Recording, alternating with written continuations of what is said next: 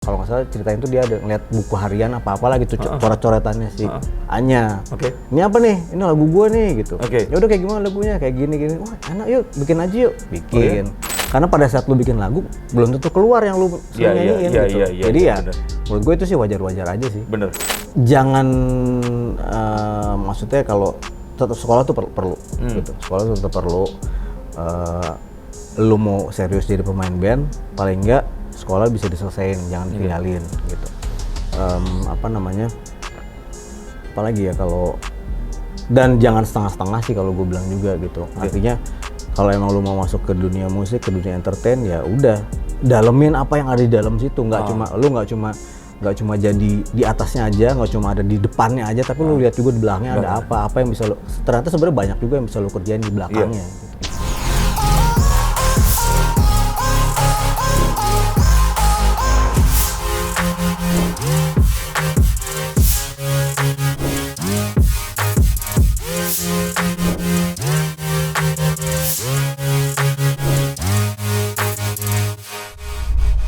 Halo Sensikers, kembali berjumpa bersama saya Denny Darko. Tidak ada yang namanya misteri, yang ada adalah tanda-tanda yang kita semua coba untuk mengerti.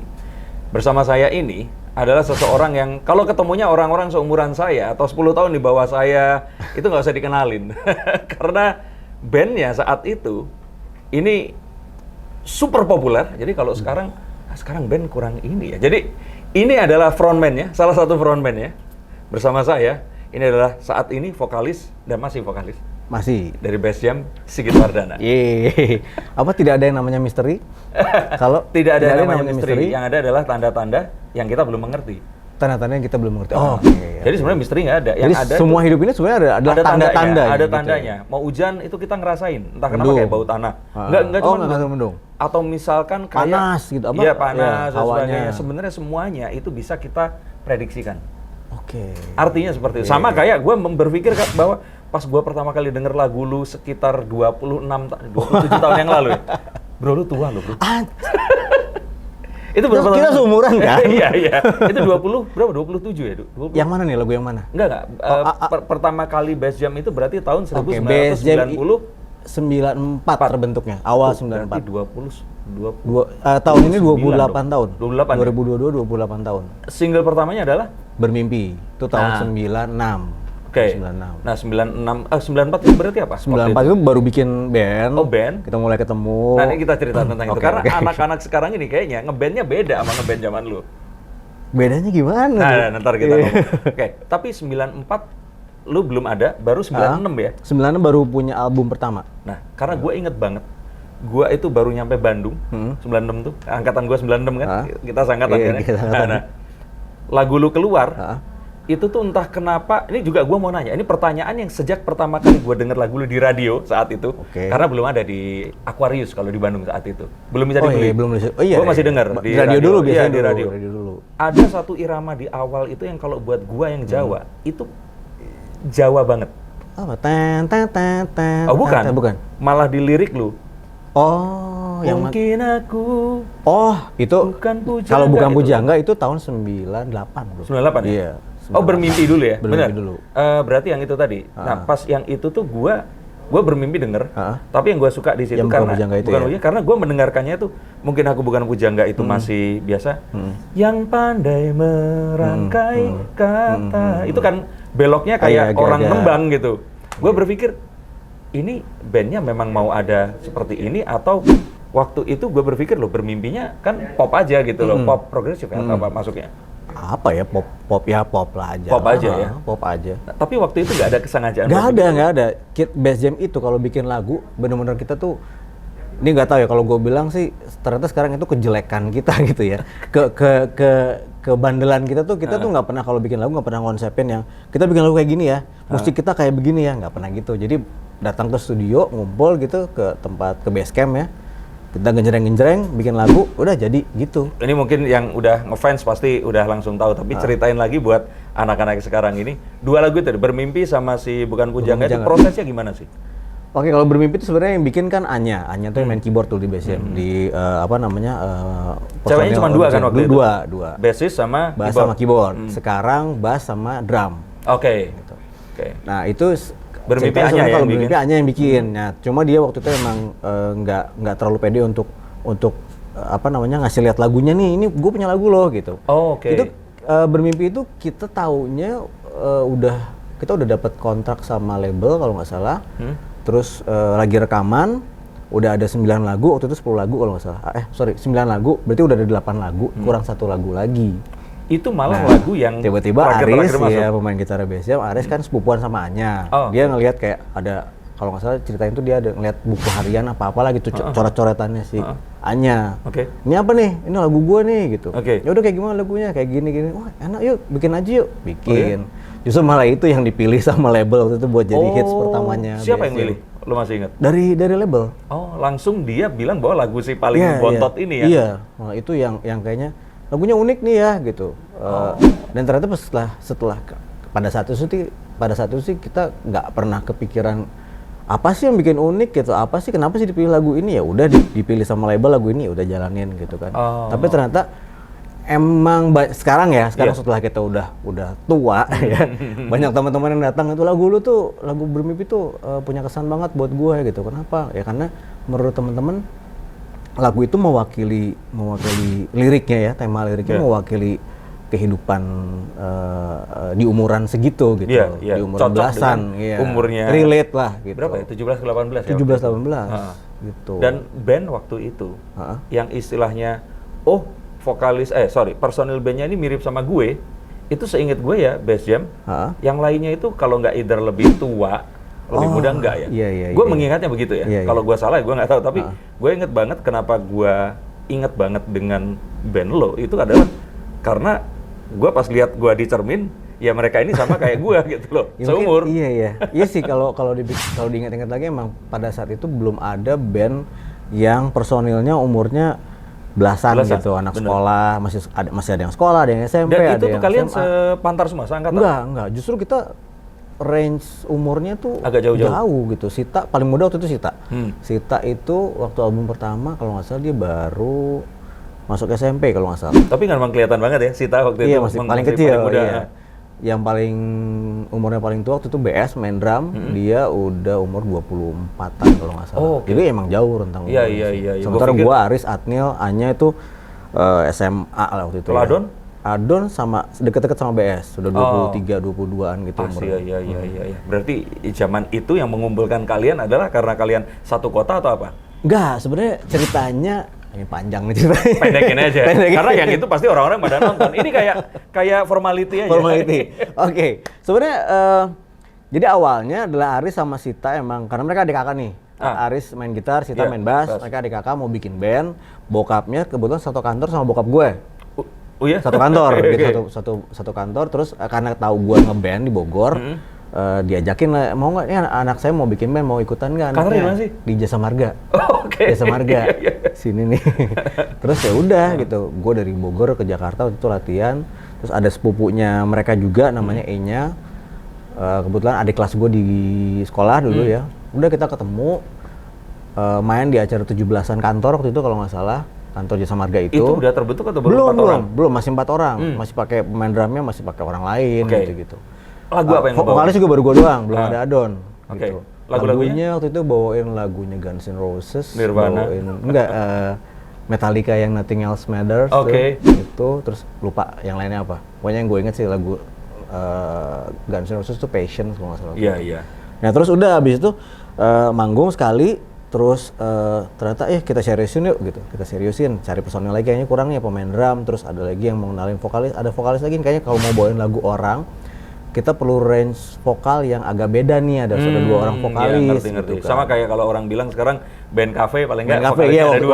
Waktu itu kan mikirnya gitu, kita mau bawain lagu orang nih, nggak kepikiran bikin lagu sendiri, top 40. Udah cari yang vokalis dengan range suara tinggi dan dulu nggak bisa kan di Instagram atau di Twitter atau nyari YouTube kita gitu. nyari nggak gitu bisa perkenalan antara teman ke teman aja gitu, bapak ke bapak iya benar. terus udahlah akhirnya ketemu lah sama Adon sama BS, semakin serius lagi, kita manggung lagi, terus belum pakai nama BS Jam kalau nggak salah waktu itu. Apa tuh? JM Kids seinget gue. JM? Karena Jasa Marga kan. JM Kids. Iya. Anak-anaknya Jasa Marga. That's Gitu. Padahal simple, sebenarnya nggak semuanya anak-anak karyawan Jasa Marga. Umur lu masih 15 tahun kan saat itu? Gue kelas 2 SMA lah. Iya. Ya 15. Iya, 15. Heeh. Iya, terus udah makin serius, akhirnya ada obrolan, mau nggak kita bikin album yuk, gitu. Itu setelah berlima ya? Setelah bertujuh. Bertujuh ya? Bertujuh. Udah personil awal tuh.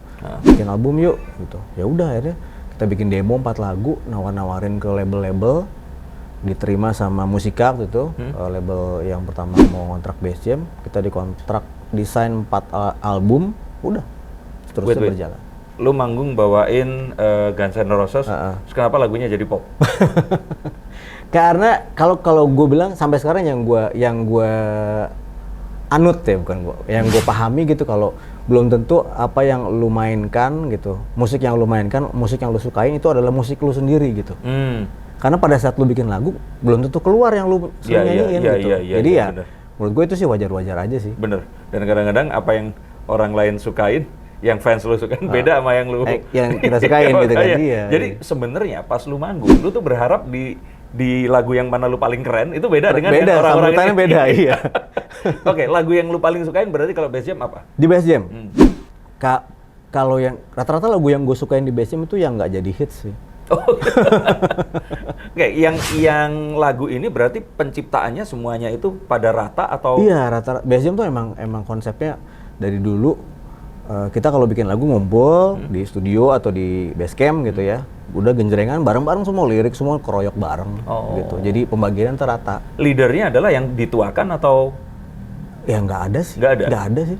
Itu kan range-nya dari 15 sampai 24 tuh kan jauh banget. Ya itulah serunya.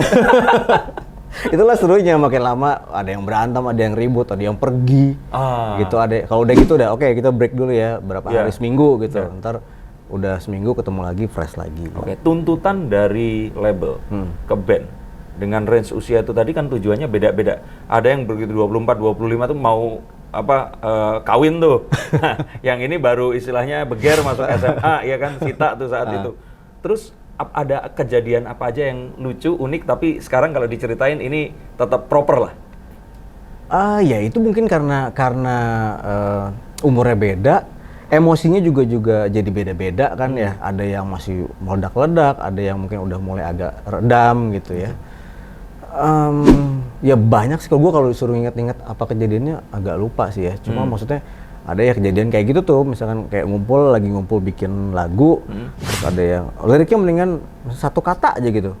Gue nggak setuju kata ini nih, oh menurut gue ini bagus gitu. Misalnya, ini enggak, oh ini ribut kan gitu. Padahal yang nyanyi lu sama Don kan? Iya. Tapi kan nanti ditulisnya kan semuanya tuh kan, penciptanya kan. Ya, itu bisa pergi udahan dulu gitu, berhenti dulu gitu. Kayak gitu-gitu sih. Oke.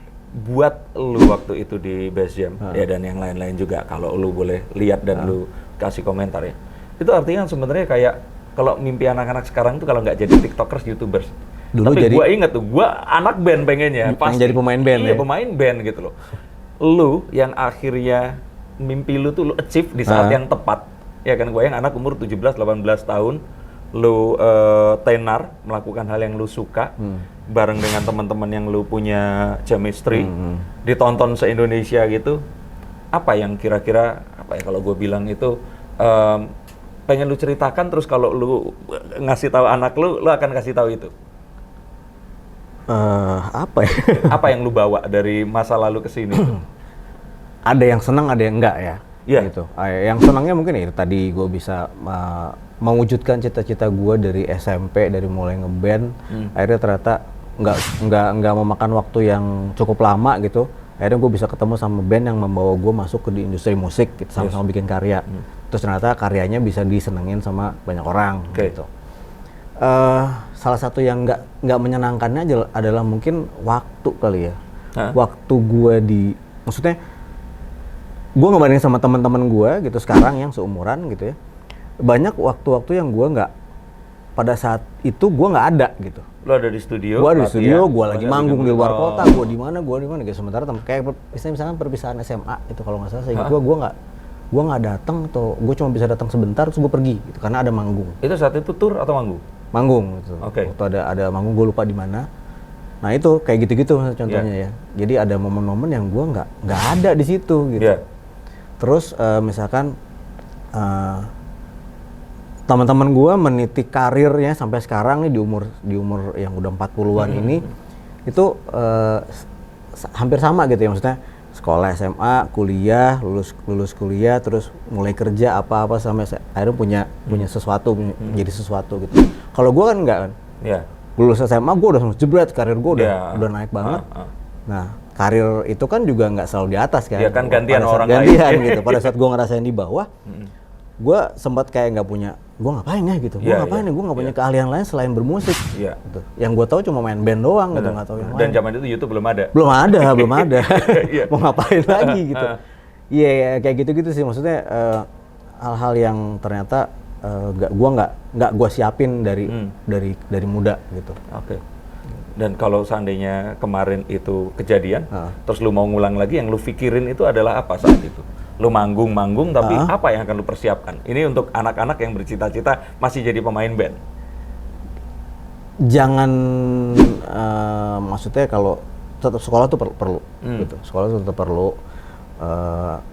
Lu mau serius jadi pemain band, paling enggak sekolah bisa diselesain, jangan ditinggalin gitu.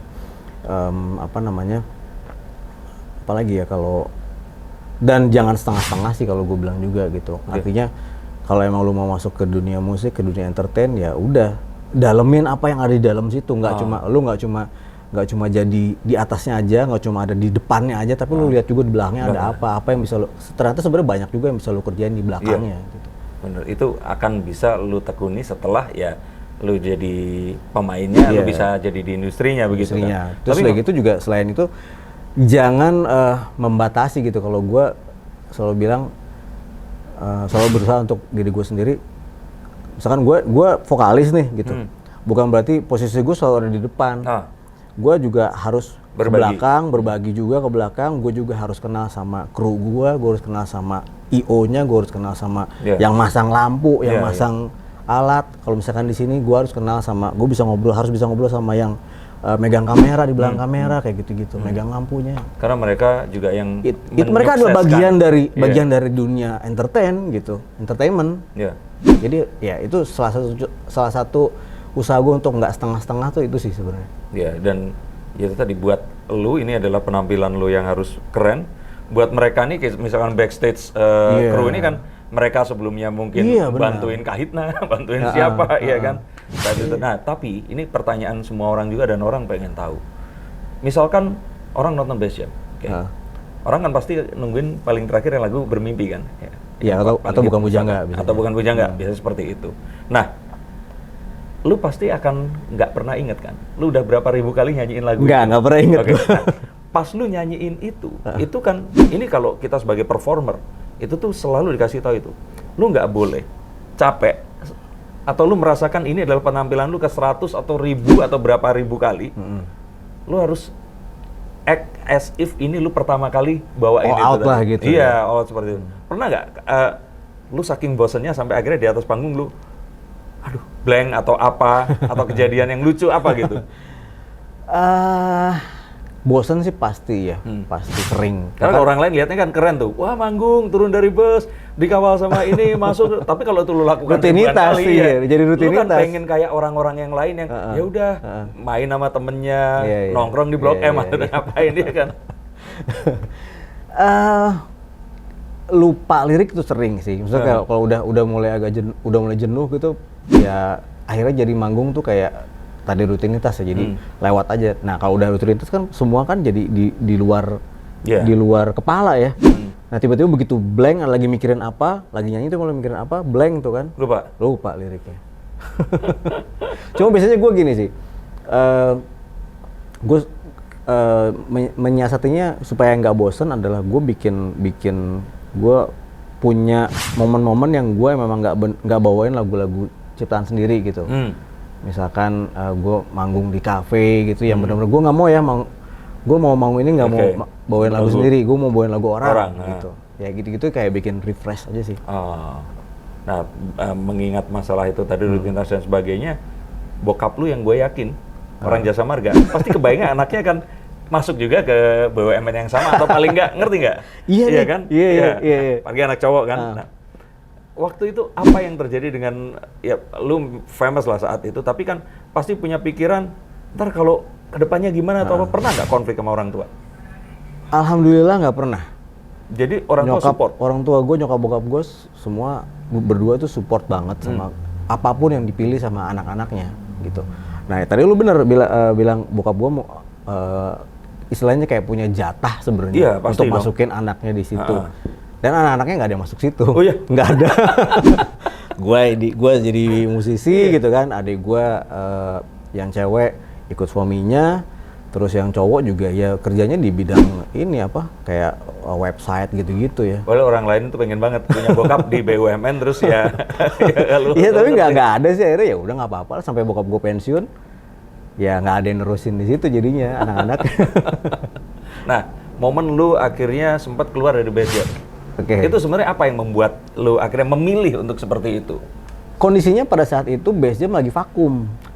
Jadi 2004 itu kontrak sama label habis setelah 10 tahun. Setelah 10 tahun diperpanjang akhirnya habis dan label nggak ada niat memperpanjang. Kita pun juga pada saat itu lagi stuck kreativitas ya. Kalau gue bilangnya itu pada saat itu kita nggak tahu mau bikin apa lagi, mau bikin lagu yang kayak gimana lagi. Lu musika.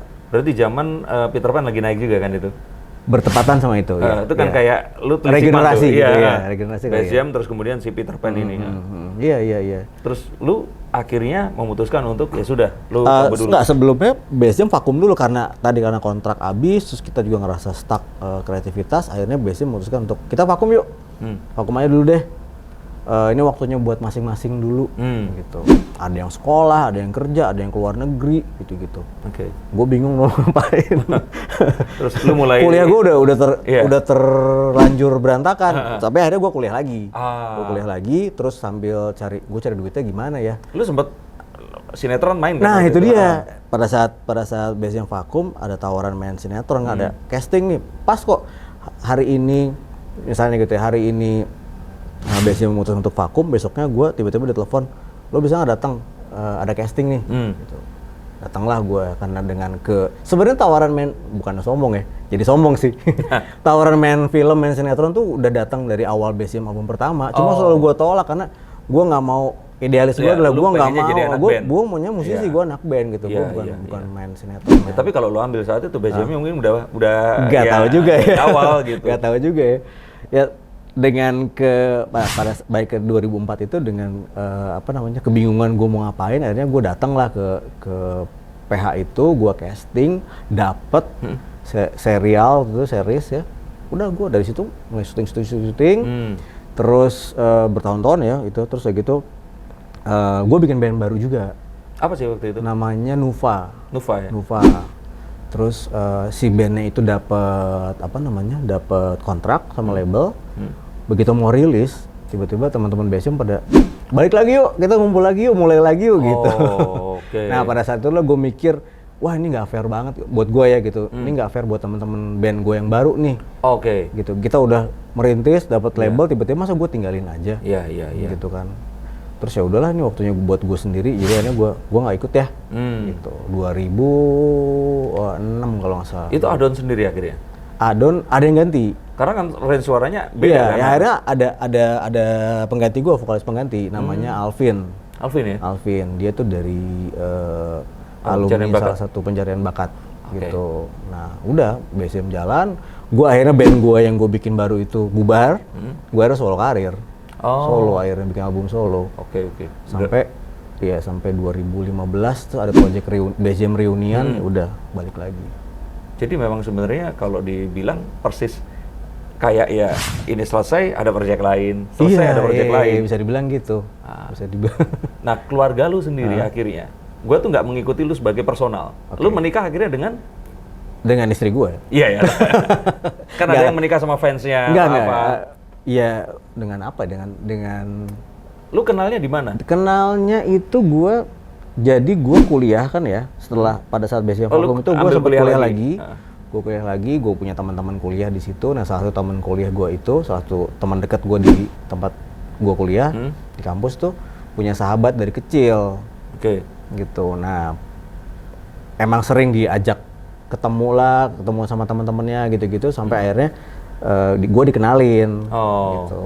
Ya udah, akhirnya jadi istri gue. Itu kan berarti berapa angkatan di bawah kita ya? Iya. Iya kan? Gue bedanya sama istri gue tuh 7 tahun. Iya. Iya. Makanya. Nah, tapi kan itu tadi, lu kenapa berpikir untuk menikahi seseorang yang bukan entertainer?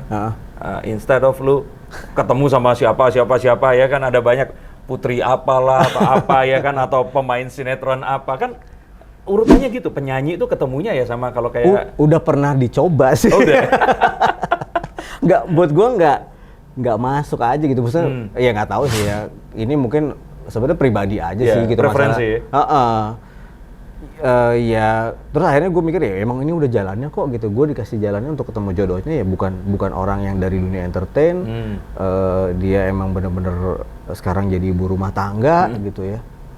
Ya udah jalannya aja. Itu tahun yang 2000? terbaik lah ini. Nikah 2007. 7 ya? 2007. Berarti kita menikah di hampir tahun yang sama. Sama ya. Nah, cuman waktu itu berarti lu setelah itu baru yang main sinetron? Sebelumnya udah. Sebelumnya udah. Sebelumnya udah. Sudah main sinetron sampai sekarang pun juga masih. Masih ya? Masih. Sekarang apa yang di ini? Karena pandemi kemarin gue sempat Terakhir sebelum pandemi? main sinetron apa sih? Yang kayak serial lepasan-lepasan gitu. Jodoh Wasiat Bapak. Oh, oke. Tapi perannya udah berubah ya? Perannya jadi bapak-bapak muda. Padahal tua. Tapi gue sempat di umur gue hampir 30 itu gue masih dapat peran Anak muda? Anak sekolah, anak SMA, bro. Berarti Sampai gue malu sendiri gitu pas mau syuting pakai seragam SMA. Gue jadi anak SMA. Habis itu udah gue nggak pernah nerima. maksudnya kan, karena kan believability-nya fans lu, yang tahu lu umurnya berapa, itu kan, lah nggak mungkin Sigit Wardana umurnya kan. Iya, itu dia. Dan gue juga malu sendiri. Untuk bikin satu lagu atau satu album itu banyak banget yang dilakukan gitu ya. Kita bawain lagu-lagu hits Space Jam. Yang datang berapa orang? Yang datang nggak ngitung sih yang datang berapa orang. Cuma ya. Tapi mereka itu pasti ninggalin anaknya lagi belajar di rumah atau. Tadinya kita pikir gitu. Ternyata diajakin. Ada yang ajak, ada yang jadi generasi sekarang gitu, anak-anak kuliahan ada. Gue 2010 itu kena Belpasi, 2012 lah mulai bener-bener stop nggak makan nasi. Tapi gue juga dulu gitu loh, gue waktu dari kecil sampai SMP itu nggak tertarik sama sekali sama musik.